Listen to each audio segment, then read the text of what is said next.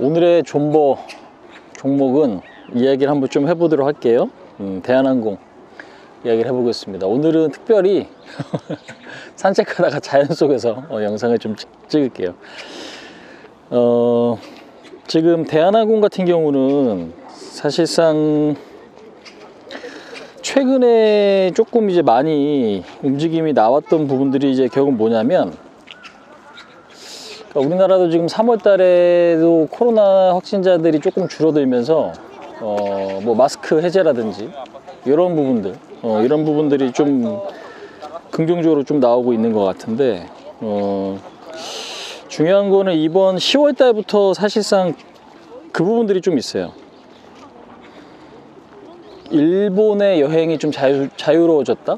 일본의 여행이 좀 자유로워졌다. 이 부분들이 상당히 좀 긍정적인 것 같아요. 그래서 일단 지금으로서는 3월달 자가격리 의무가 좀 풀렸다라는 거. 이게 지금 사실 항공주에는 호재였고, 그 다음에 지금 10월달부터 일본의 어떤 자유로운 여행, 이 부분들이 항공주에는 긍정적으로 좀 작용이 됐어요. 근데 이제 중요한 게 뭐냐면, 그러니까 존버 마인드이긴 한데 리스크 요인들도 좀 있는 것 같아요. 그러니까 사실상 결국에는 유가, 우리가 이제 뭐 항공료가 당연히 좀 비싸면 유류 할증료라는 게 있기 때문에 어느 정도 좀 상쇄를 하거든요. 근데 항공 가격이 너무 비쌀 경우에는 수요가 줄어들 수 있다라는 우려감이 상일이 생길 수밖에 없다라는 거고, 그 다음에 요즘에는 딱 두 가지인 것 같아. 그러니까 뭔가 좀 풀리긴 하는데 그 풀리는 게 뭔가 좀 명확하지가 않은 거죠. 그러니까 국내 자가격리도 풀리고 일본도 풀렸지만 뭐 중국이라든지 그 이외에 뭔가 좀 자유로운 분위기가 이전과는 조금은 달라요. 예. 그러니까 2020년 뭐 19년도 말 정도 고에서, 그러니까 그 자리에서 보다는 좋아진 건 맞는데, 우리가 이제 그 전 단계 있잖아요. 뭐 18년도 2019년도 이전 그 단계까지 간 흐름은 절대 아니기 때문에 여객에서도 조금 아쉬운 점은 좀 있는 것 같아요. 그래서 일단 지금 화물이 사실 그동안에 코로나 빈자리를 메꿨고, 여객이 최근에 올라오고 있는 건 고무적이고, 그 다음에 사상 최대 실적이 좀 나온 것도 고무적이긴 한데, 일단은 요즘에는 이제 경기 우려감, 그 다음에 또 이제 한계치 좀 설정, 이런 것들이 다소 좀 아쉽지만 그래도 입증된 건 결국 뭐냐면 경쟁력이 입증됐다라는 것과, 그 다음에 또 하나 이제 긍정적인 거 결국은 뭐냐면 부채 비율이 옛날에 되게 많았거든요. 옛날에 800%가 넘어갔어요. 그러니까 돈 벌면 다 그냥 이자 내거나 금융 비용으로 줬던 그런 부분들이 좀 많은데, 이게 부채 비율이 250%까지 좀 떨어졌습니다. 그래서 요거는 추후 굉장히 좀 장점이 될 수 있지 않을까. 아무래도 항공사 가장 문제가 많은 부채거든요. 왜냐하면 항공기가 너무 비싸고 리스트 비용이 비싸기 때문에 금융 비용이 많은데, 800%가 넘었던 부채 비율이 250%로 확 떨어졌어요.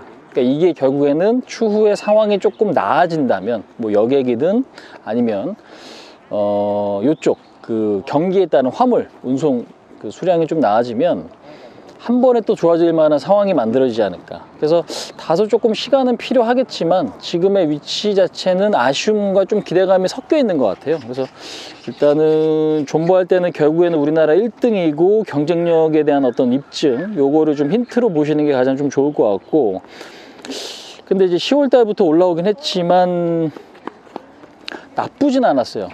근데 여기서 지금 자리에서 막 더 치고 갈 거냐는 약간 의문이 좀 있는 것 같다. 대신 좀 전에 이야기한 대로 그 존버 마인드 할 때는 그 두 가지 포인트가 제일 중요합니다. 경쟁력과 그 다음에 부채 비율이 큰 폭으로 감소됐다라는 게, 결국 왜냐 우리는 비행기 안 탈 수 없잖아요. 그죠? 안 탈 수 없으니 살아남은 항공사는 나중에 그 캐파를 다 갖고 올 수 있다라는 거죠. 그러니까 그 중에 하나가 아마 이제 대한항공이지 않을까. 이제 그 부분에 있어서는 굉장히 긍정 요인이 될 것 같다. 다만 좀 이야기 그대로 언제까지 존버해야 될지 모르겠는데, 시간이 좀 필요해도 긍정적으로 좀 봐야 될 요인들이 아닌가, 이제 그렇게 이야기를 좀 드려보도록 할게요. 그래서 지금 존버에서 조금 더 추가시키고 싶은 부분은 결국 뭐냐면, 이야기는 경쟁력이 좋다라는 거, 부채가 많이 좀 꺾여 있다라는 거 좀 좋다라고 했어요. 근데 수급적으로 외국인들 비중도 많이 늘었는데, 지금 보니까 잠깐만요. 외국인들 비중이 2018년도가 고점이에요. 2018년도 고점 찍고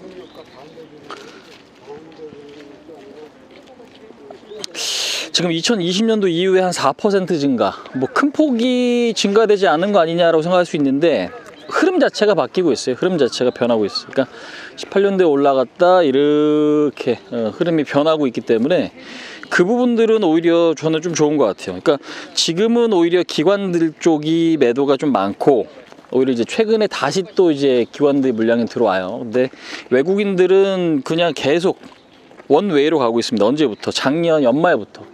예. 작년 연말이 맞나? 맞네요. 그러니까 연말 플러스 올해 초부터 그냥 계속 사요. 근데 이제 그 지분율로 보면 한 4, 5% 정도긴 한데 꾸준하게 매수하고 있다라는 건 상당히 좀 긍정적인 부분이 아닌가? 그렇게 좀 생각을 해 보도록 하겠습니다. 그래서 포인트가 굉장히 좀 중요한 것 같아요. 그러니까 지속될 수 있는 산업인가, 경쟁력이 있는가, 그 다음에 좋아질 수 있는 요인은 뭔가. 예, 그게 존버의 가장 좀 핵심적인 내용들이기 때문에 거기서 경쟁력을 보였다라면 결국 시간, 왜? 존버라는 것 자체는 단기 트레이딩에 휘둘리지 않는다라는 거잖아요. 그렇게 측면에서 봤을 때는 그 부분들이 상당히 좀 긍정적이지 않을까. 근데 이제 아까 조금 이제 리스크 요인들은 최근의 어떤 경기 상황이나 흔들릴 수 있는 요인만 좀 체크를 해보시면 그래도 상당히 좀 매력적인 위치다라고 좀 생각을 하고 있습니다. 그 정도 말씀 좀 드릴게요. 자, 오늘 트레이딩은 요거 한번 보겠습니다. 대한항공 좀 보겠습니다. 대한항공을 좀 볼 텐데, 최근에 이제 그 대형주들이 좀 많이 올라왔어요. 그죠? 대형주들이 많이 올라왔고, 특히나 9월 말, 10월 초, 현재 11월까지 대형주들이 흐름이 좋고 많이 올라왔는데, 대한항공도 그 중에 하나예요. 그러니까 지금 보면 실적도 물론 좋긴 했는데, 이게 뭐 항공주 뭐 대한이나 아시아나나 뭐 진에어 뭐 제주 그다음에 뭐 티웨이 이런 것들이 지금 뭐 전체적으로 썩 다 고르게 움직였다고 보긴 좀 어려운 것 같아요. 고르게 움직인 건 아닌데 특히나 가장 덩치가 크고 그 다음에 이번에 또 실적이 증명이 됐던 대한항공이 좋게 흘러왔다라는 거. 그래서 트레이딩 관점에서 보면 뭔가 기대감이 좀 클 수 있거든요. 근데 제가 볼 때는 지금 움직임 자체가 그렇게 나쁘진 않거든. 근데 이제 다소 좀 애매해요. 그러니까 왜 그러냐면 이슈 자체도 좀 그렇고 그 다음에 밑에서 많이 올라왔어. 2만원짜리가 27,000원 정도 올라왔으면 그래 30% 이상 올랐잖아요. 그죠? 그럼 이제 그런 측면에서 보면은 다소 좀 아쉬워. 그러니까 무슨 얘기냐. 한 달 동안에 큰 애가 이렇게 30에서 40% 가까이 올라오면 속도가 늦춰질 수 있어요. 그거는 좀 아쉬운 것 같아요. 그래서 트레이딩 관점에서도 저는 오히려 지금 단기로서는 좀 애매하고 그러면 코스피가 여기서 다시 치고 갈 수 있을 때 얘가 갈 수 있거든. 근데 그런 그림이 지금 나올 거냐? 라고 생각을 해보면 약간 의문이 좀 있어.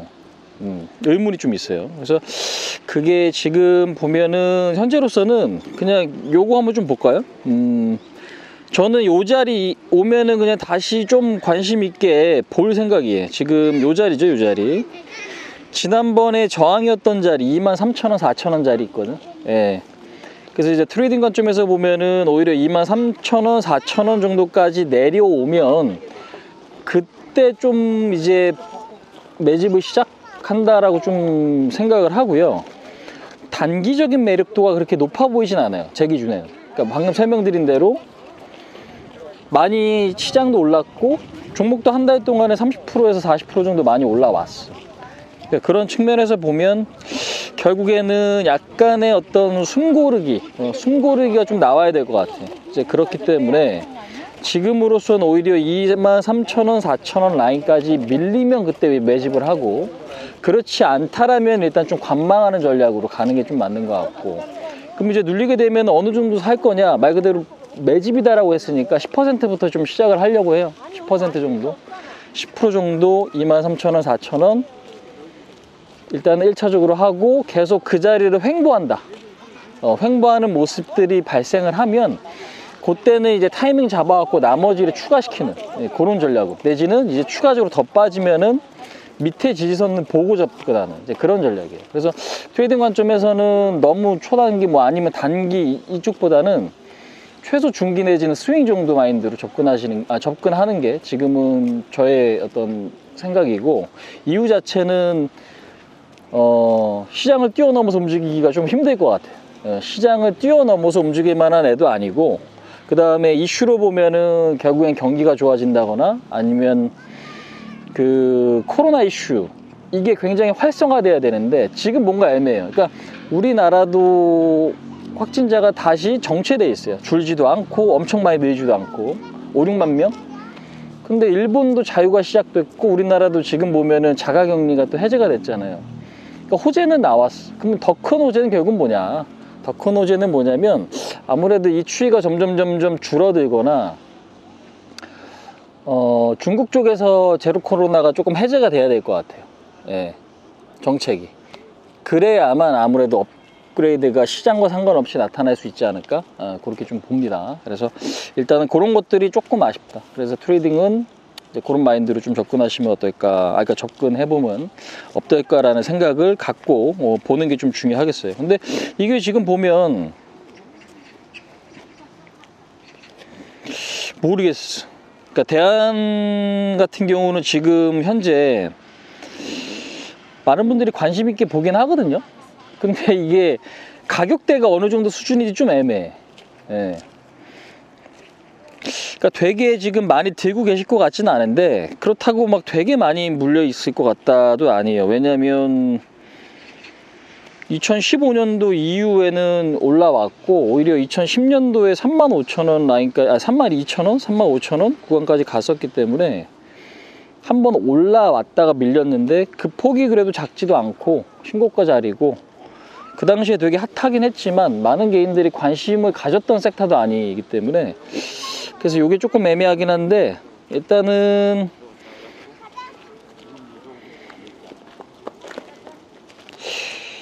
그러니까 위에서 결국에는 비싸게 갖고 있던 분들이나 제 전략이나 사실 큰 차이는 없을 것 같아요.